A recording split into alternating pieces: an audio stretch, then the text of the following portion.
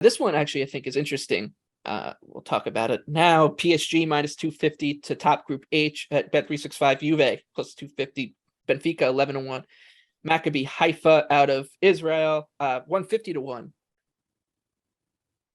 25 to 1 to advance on the team out of Israel, I think is interesting. I'll tell you why. It's we know Juve is not that good compared to the other teams that they're normally kind of associated with, that next tier behind City, Bayern, Liverpool, etc. And Benfica, of course, they're coming out of Portugal. They're going to be a mid-pack team in this competition. And usually there is a surprise team that gets through to the knockout stages. There's always one. And we almost saw it with FC Sheriff out of Moldova last year. So before everyone says, oh, you're crazy for betting a team coming out of like the Israeli league, all they need to do is beat an overrated Juve side, a Benfica team that's not great, and you're getting 25 to 1 on just to finish second here. If they can nick a couple wins, they're live. Maybe Israel is a tough place to travel to and play in soccer. I don't know, but that's my only long shot here. Anthony, any thoughts on Group H? Who's the second best team in the group? It's Benfica. Right. So the door, that's what I'm saying. The door is kind of open, like here. Wait, is Benfica the second best team in the group, or are they the best team in this group? Oh gosh. Here we go. I think we need to pump the brakes on the PSG hate. Do we? A little bit. Just a little bit. I do think they're better. But you guys both like Benfica. But Benfica's not better than PSG. They may be better than Juventus. But that's what I'm saying. Like you like Benfica. You both are buying them, which means that the kind of second place battle here could just get interesting if you think Benfica is better than Juve. So that's kind of my thought process here. Taking one long shot to come out of a group, it will be Maccabi Haifa. Anyways, Anthony.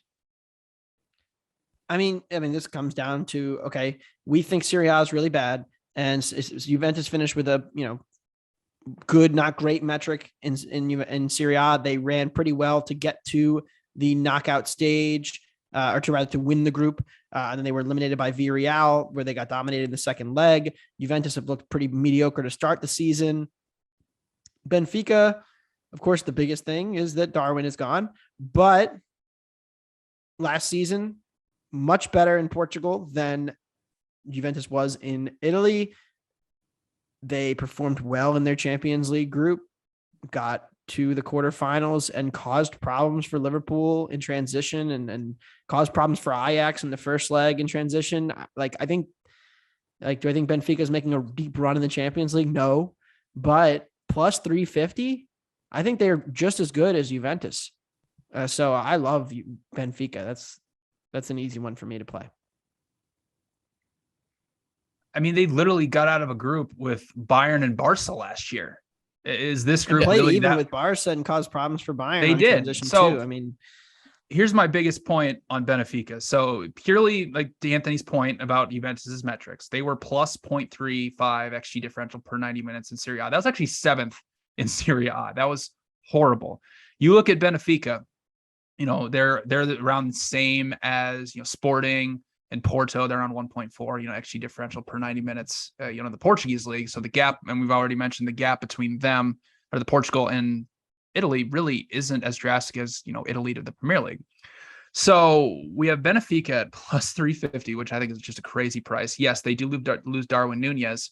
But they have a David Neres from Ajax, who's a really fun winger who's going to improve their attack. The biggest thing with Juventus, if you look through, even just if we remove Serie A last year and we just look at the Champions League, if you remove the 2 matches they played against Malmo, they had a minus 1.5 expected goal differential. If you remove the 2 matches that Benfica played against Bayern Munich, where they just got absolutely pasted, they actually had a plus 0.8. If you remove the matches against both Liverpool and Bayern Munich, they have a plus 0.8 expected goal differential, essentially 2 matches against Ajax, 2 matches against Barcelona, and then 2 matches against Dynamo Kiev. Like, that's impressive. Like, that's really, really good. And, Anthony already mentioned 538. Well, 538 has Benfica at 65% to advance. Like, that's almost like close to minus 200 to advance. So it's pretty crazy that they're sitting at this big of a price to advance. I mean, Juventus is just getting crazy overvalued here. They didn't really do anything in the transfer window to like drastically improve them. We talked a lot about, Dusan Vlahovic and how overrated he is. Paul Pogba's been injured. It's just a really lame duck field. And PSG, I mean, they could continue to win 7-0 in League on, week after week, and it will not change my mind on them. I am so looking forward to taking Benfica against PSG in the Champions League. I won't be betting Juventus. There's no chance I'm doing that. But, minus 250 is probably a fair price for PSG to win this group. I mean, they obviously have way more talent than these two teams. But, I mean, they were, a plus 0.5 expected goal differential overall in the Champions League last year. Like, they were in the group of death, but they were not impressive in it. So once we get to the round of 16, it's going to be really fun to fade PSG. But I mean, Benfica is going to be the only match where I'm actually going to fade PSG. Maybe if I get like a plus 3.5 on, Maccabi Haifa against them, I might do that. But Michael, to your point, I mean, Maccabi Haifa and Victoria Pleasant are like in an arms race for the who's the worst team in the Champions League. Just comparison purposes. Total squad value for Maccabi Haifa is 17.6 million.